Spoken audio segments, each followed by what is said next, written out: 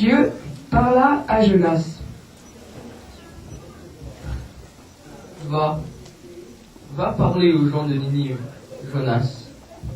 Ils sont méchants. Mais cela ne plaisait pas à Jonas.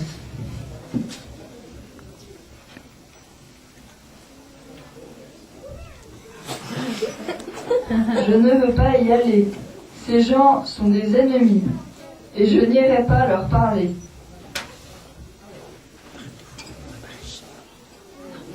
Je vais faire ma valise et me sauver. J'irai si loin que Dieu ne me trouvera jamais.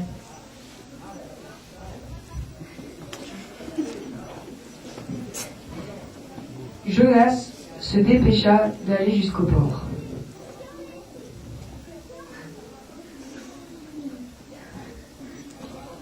Il prit un billet pour voyager sur un gros bateau.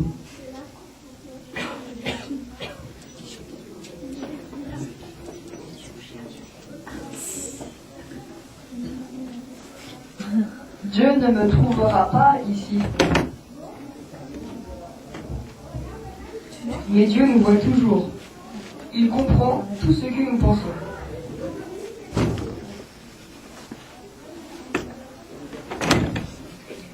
Et Dieu envoya une tempête. Le vent faisait ouh ouh, les vagues cognaient la coque, spatch spatch. Et le gros bateau était ballotté de ci, de là. Tous les voyageurs ainsi que Jonas avaient peur.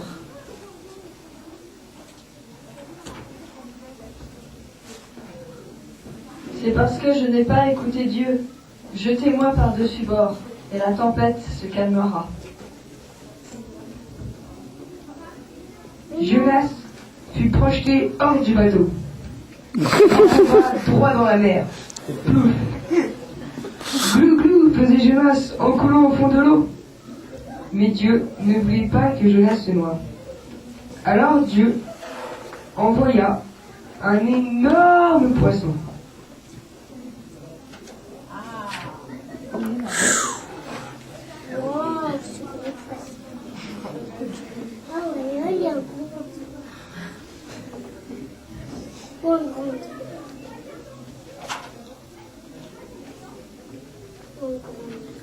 Pour avaler Jonas.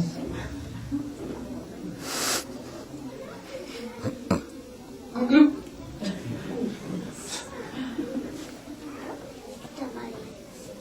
Glissant, visqueux.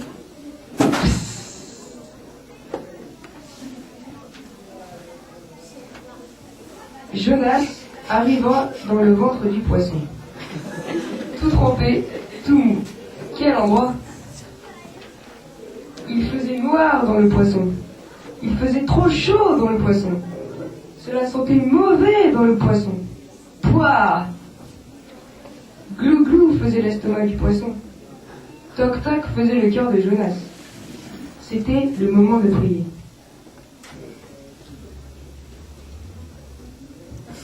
Seigneur, aide-moi. Je promets de t'obéir. Je ne peux pas me cacher devant toi. Dieu entendit la prière de Jonas. Comment? C'est enfin. On peut rentrer encore?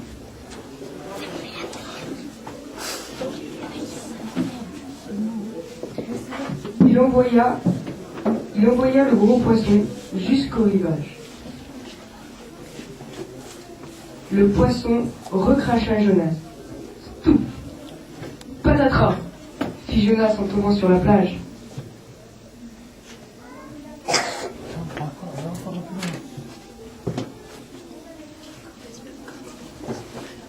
Et Dieu parla à Jonas. Va parler de moi aux gens de Ninive. Jonas se dépêcha de partir en direction de Ninive.